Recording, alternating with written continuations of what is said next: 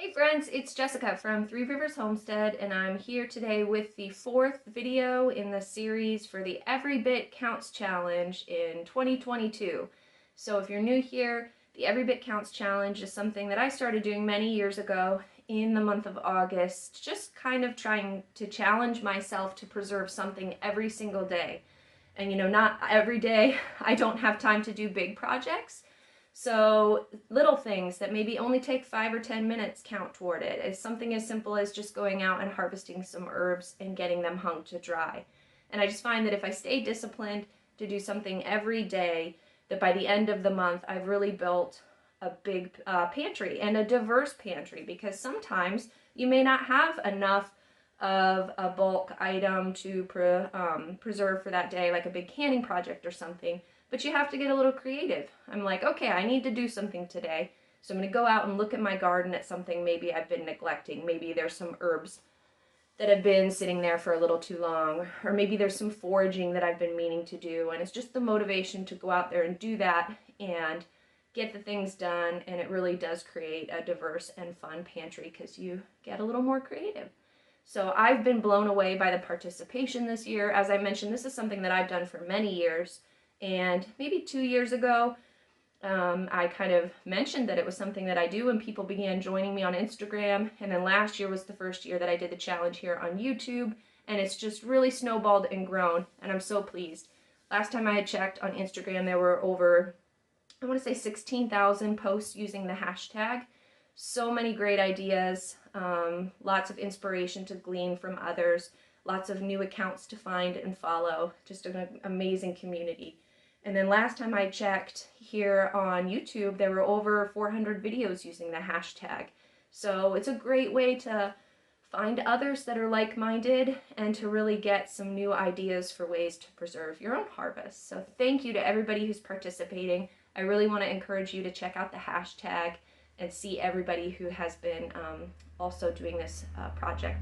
And then many of you have been saying that you don't have public accounts, but you've also been doing the challenge. And so it's just so wonderful. I love the idea behind this. I love that even beyond food preservation, it's just the idea that you don't have to do huge things, just a little bit every day, chiseling away at whatever your goal is.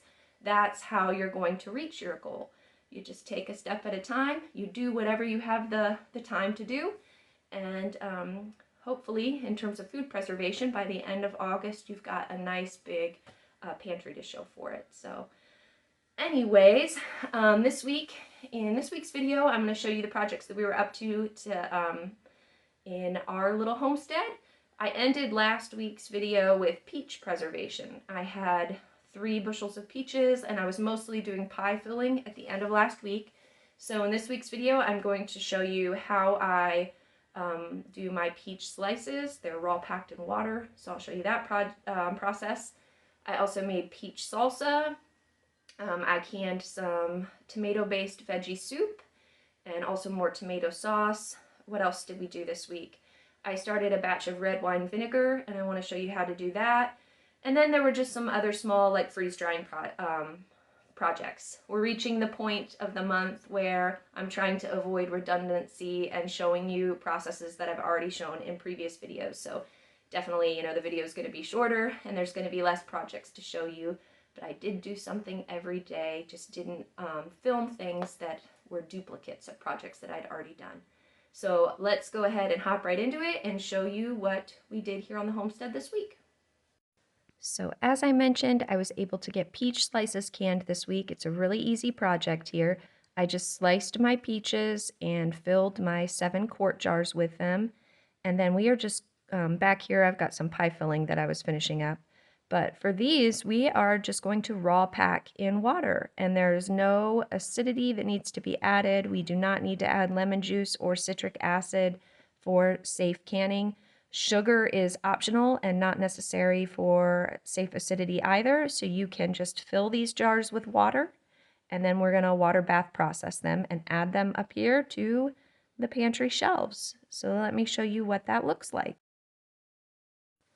So the processing time for peach slices is 25 minutes for quarts. I've got my lids on here. Remember to check the description of the video if you'd like to receive 10% off your canning lids. I've got a link there and my code. So here we go. The peaches are submerged in water. We're going to get that boiling and processing for 25 minutes. And as always, you guys know I am running this freeze dryer 24 hours a day. And many of you have asked about energy costs. Once again, it's about $2 a load to preserve food using the freeze dryer. So definitely an affordable option that's comparable to using canning lids.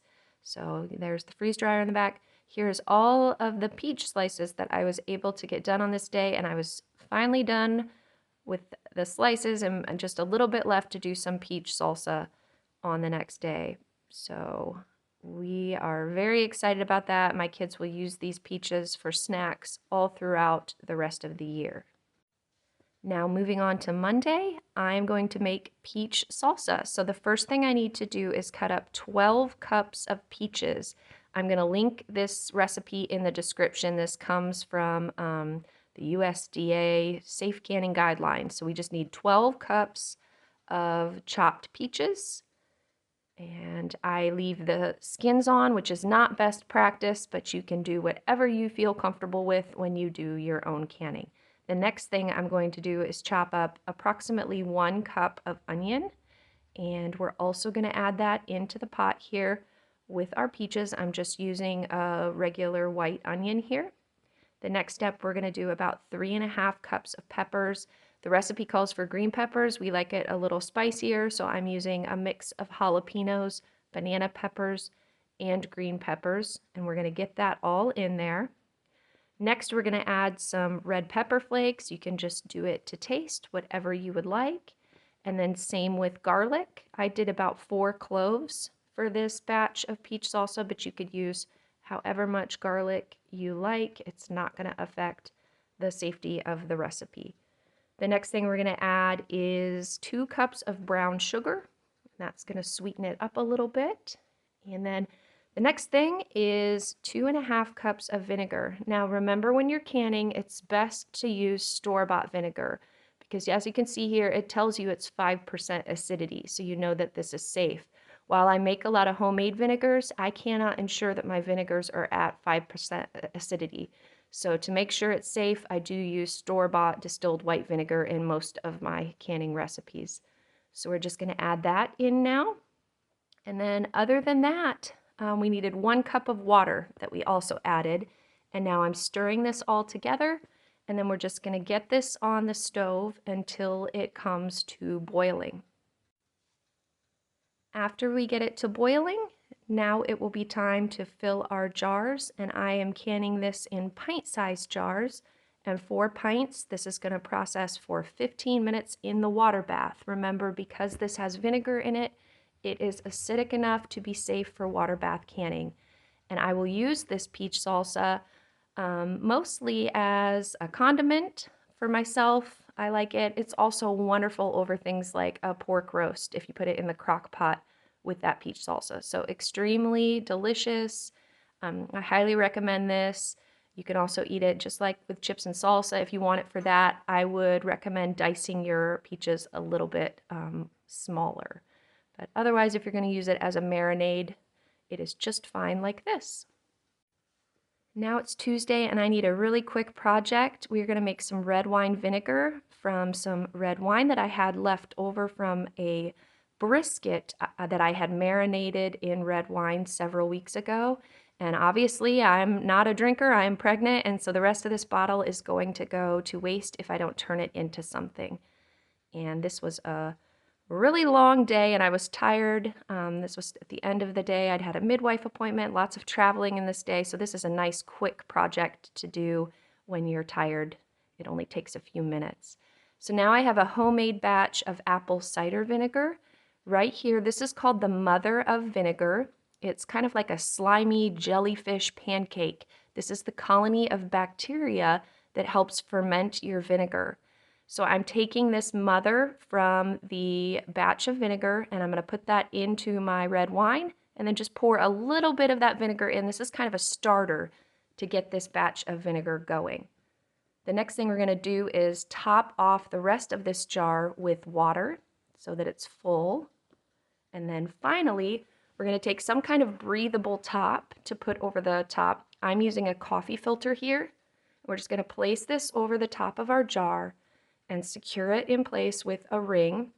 And this is going to sit and ferment and turn into red wine vinegar over time. So just super easy process.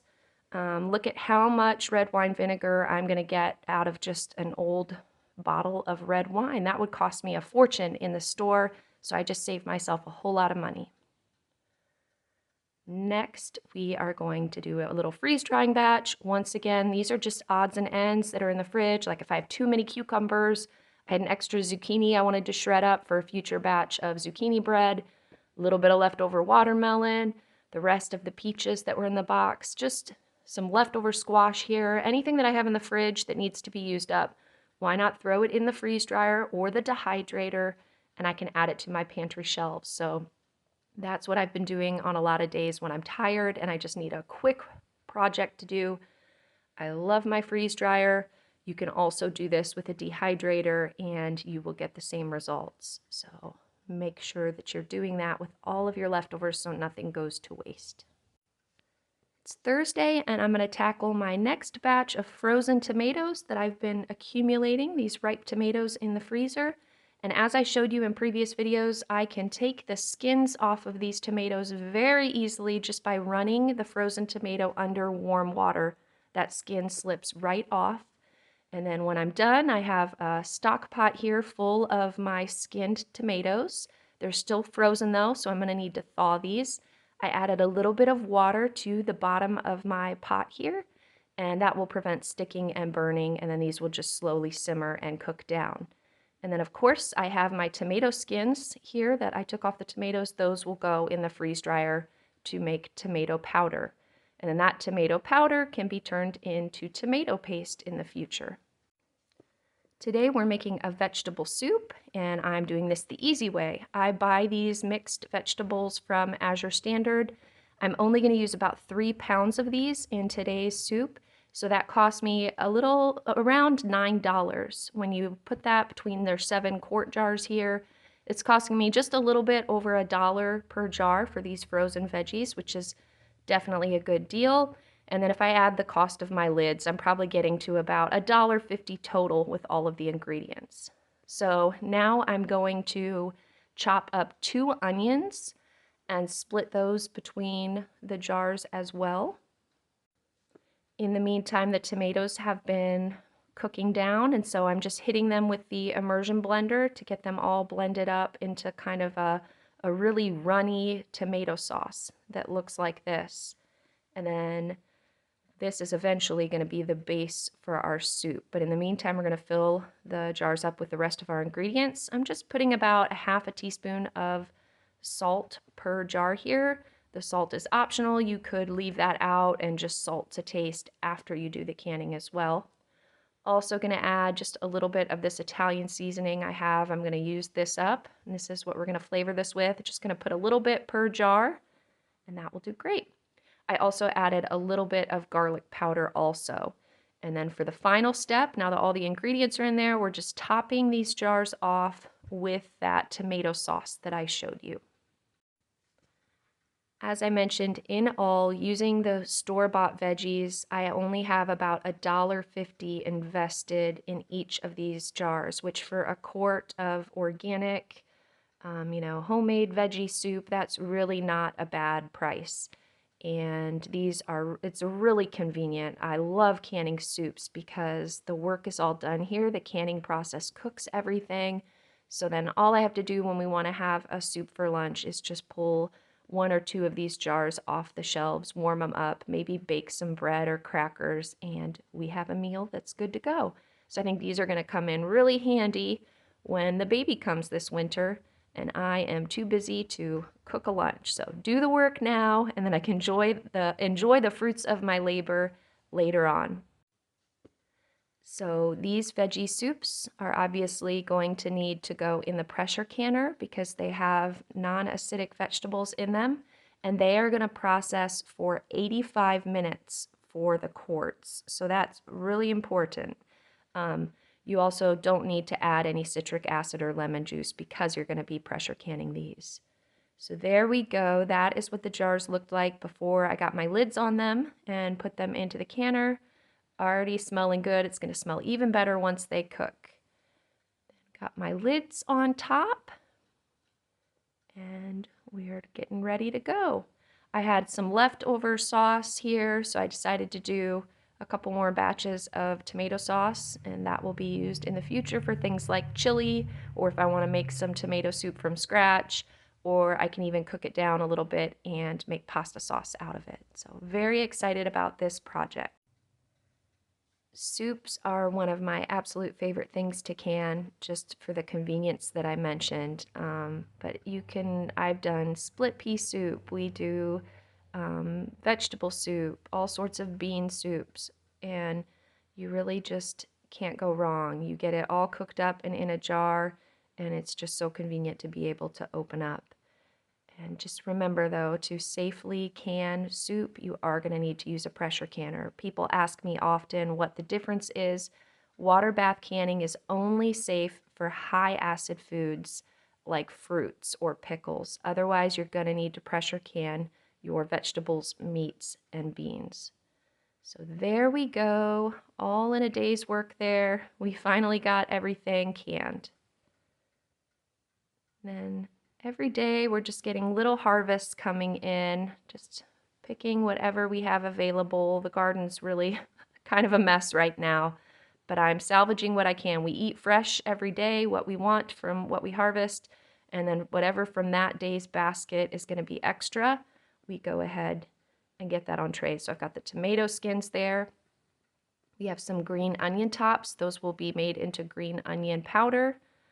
Cucumbers, calendula flowers, some tomatoes, a little bit of okra, and then more cucumbers here. Our cucumbers are we are getting more than we can eat, so got to do something with them. And then those cucumbers will be great for things like veggie dip through the winter.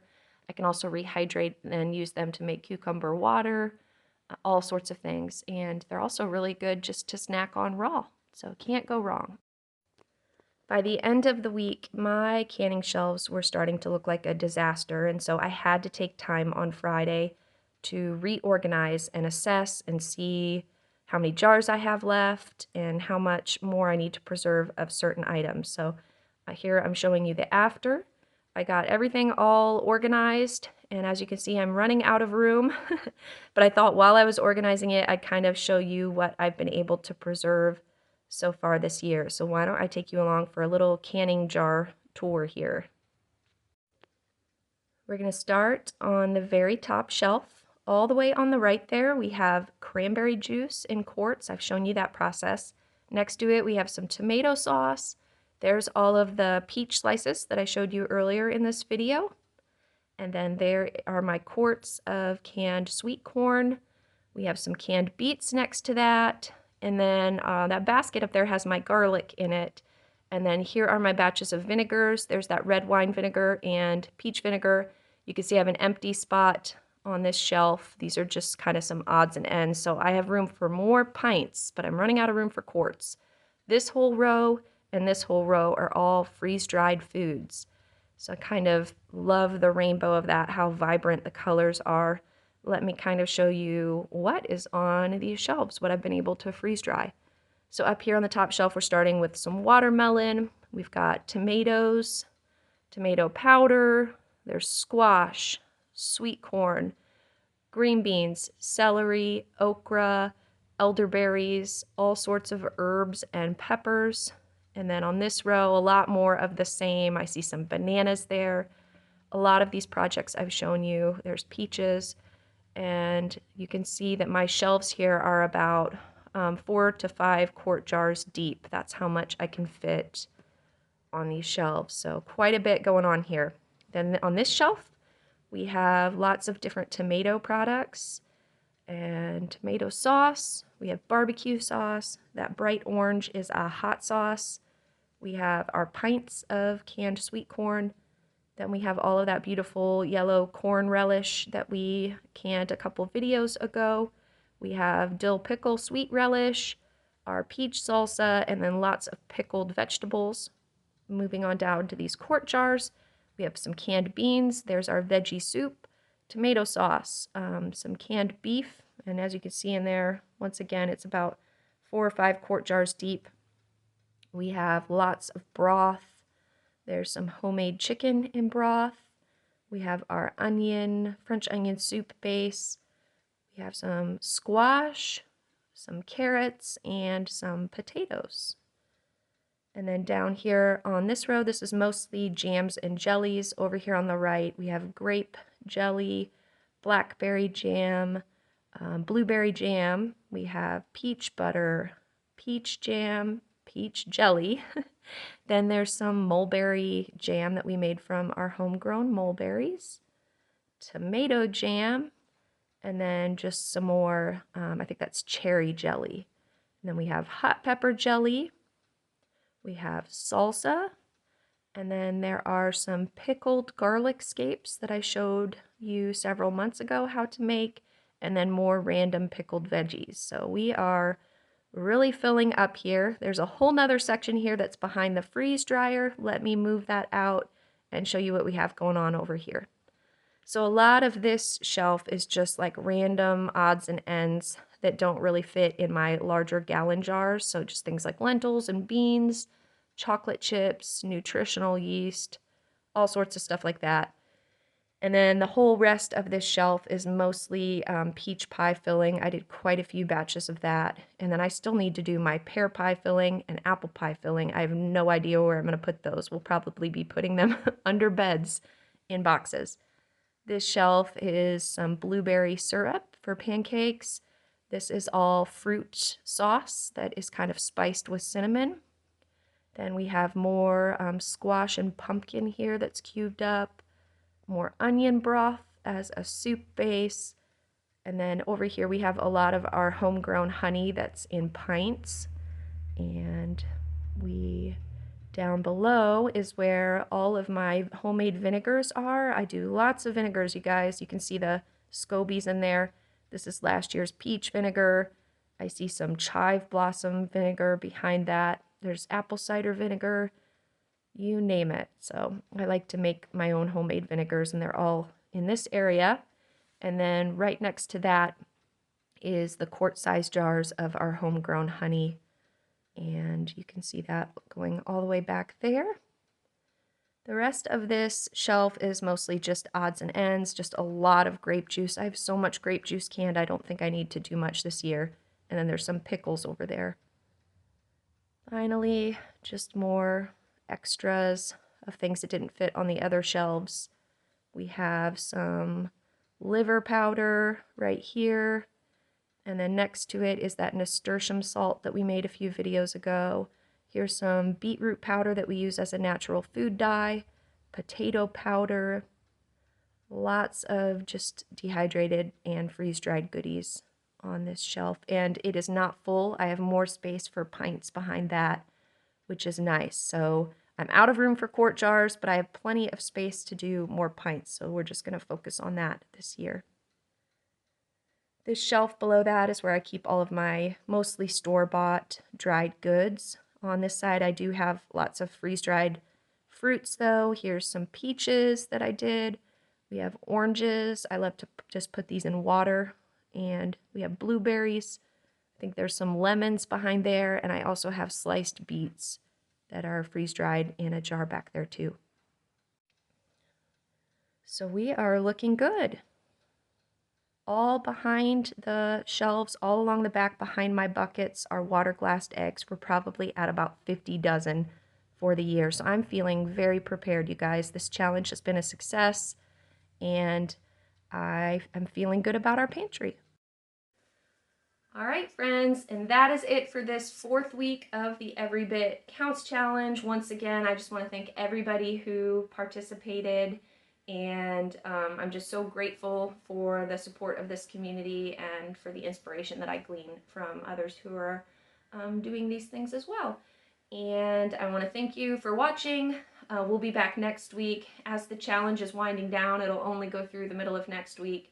So we might be starting to cover some other topics around the homestead and the kitchen in the coming months. You know that the harvests continue to come in through September and October, so the challenge definitely doesn't end in August. I still purpose to try to do something every day, and we'll definitely be sharing that in future videos. But videos from here on out probably won't be dedicated solely to food preservation. I'd like to share other areas of my life too. So we have a lot going on here coming up with harvesting different types of protein around the homestead. I also have a lot of food prep that I want to do for the baby that's coming here this winter. I want to can some convenience foods and make some freezer meals and things and kind of take you along on that process. Also want to share more about the baby and the pregnancy, homeschooling, just lots of other areas of my life. My life doesn't just revolve around food preservation, but it has been very fun this month to share about that with you guys. So lots more to come, but until next week's video, I hope you guys have a blessed week, and we'll talk to you later. Bye.